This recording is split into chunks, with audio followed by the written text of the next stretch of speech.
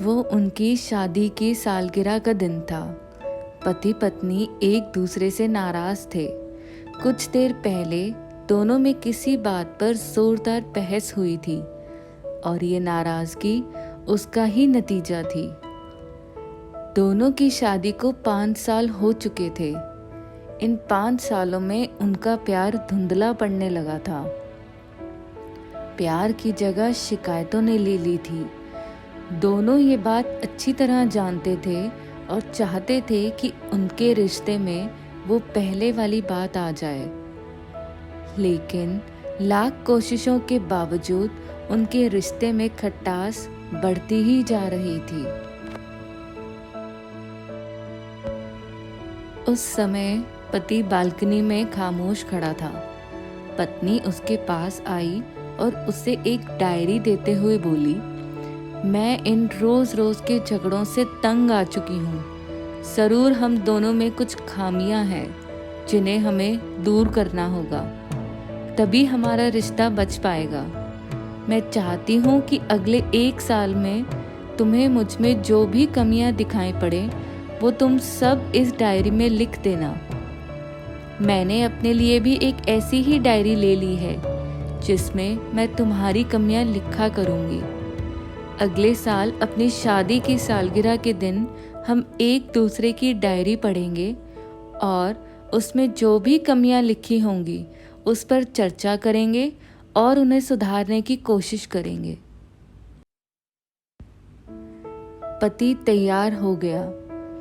वक्त गुजरता गया और 1 साल बीत गया।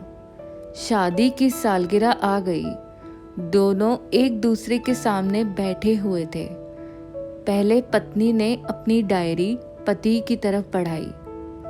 पति डायरी के पन्ने पलटने लगा। पहला पन्ना, तुमने पिछले साल मेरे बर्थडे पर मुझे कोई तोहफा नहीं दिया था। मुझे बहुत बुरा लगा। तुम्हें तोहफा देना चाहिए था। दूसरा पन्ना, जब मेरे मम्मी डैडी हमारे घर आए थे तब हमने मूवी देखने का प्लान बनाया था, लेकिन तुम उस दिन ऑफिस से देर से लौटे। मम्मी डैडी के सामने मुझे नीचा देखना पड़ा। तुम्हें वादा निभाना सीखना होगा। तीसरा पन्ना, मैंने तुम्हारे लिए इतनी मेहनत से स्वेटर बुना था, लेकिन तुमने तारीफ के 2 शब्द भी नहीं कहे। क्या मैं इस काबिल भी नहीं? इसी तरह डायरी के सारे पन्ने भरे हुए थे।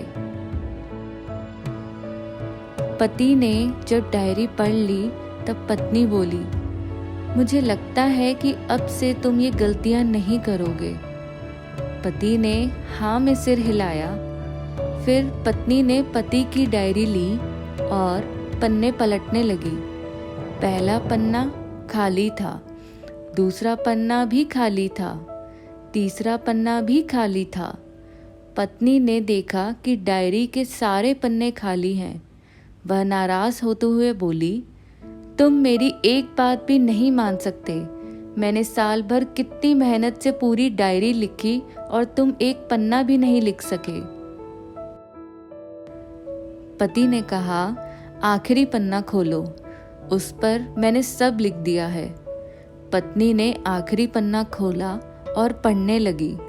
उसमें लिखा था, डियर, चाहे तुमसे जितनी शिकायतें करूं, तुमसे जितनी बहस करूं, सच ये है कि मैं तुम्हारा दिल से आभारी हूं, क्योंकि इतने सालों में तुमने मुझे और मेरे परिवार को बहुत प्यार दिया है।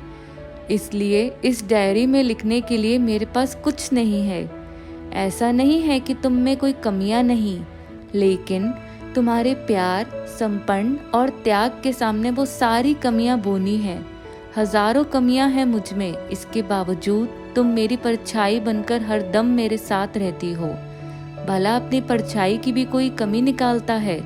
तुम जो हो, जैसी हो, और तुम्हें बहुत प्यार करता हूँ और इसी तरह तुमसे लड़ते झगड़ते और प्यार करते अपनी सारी जिंदगी गुजार देना चाहता हूँ।